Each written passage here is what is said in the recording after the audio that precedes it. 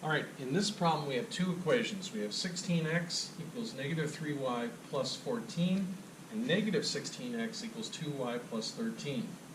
The problem then reads, the solution to the given system of equations is xy. What is the value of 15y? So we want to solve for y, and these two equations are set up so we can add them together and eliminate x really easily.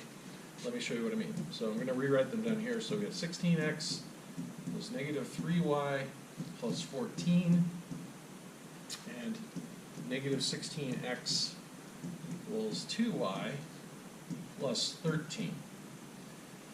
Okay, so I can add these together. If I add them together, I've got 16x plus negative 16x here, so that adds to 0, and we get rid of x. That's what I mean by eliminating the x variable. We then have negative 3y plus 2y, so that's a negative 1y. Negative y plus then 14 plus 13 is 27. Okay, so to solve for y, we want to get rid of the addition of 27, so I'm going to do the inverse. I'm going to subtract 27 from both sides. So I'm going to get negative 27 equals negative y. That's a negative 1y, so I want to get positive y, so I'm going to divide by negative 1.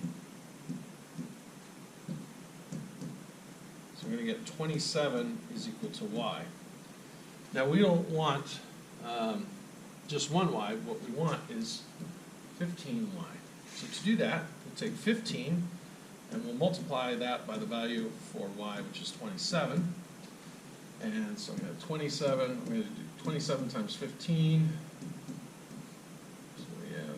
35, bring up 3, 5 times 2 is 10, plus 3 is 13, and then 1 times 7 is 7, 1 times 2 is 2. We'll add these together, the 1, so we've got 405. So our solution here is 405.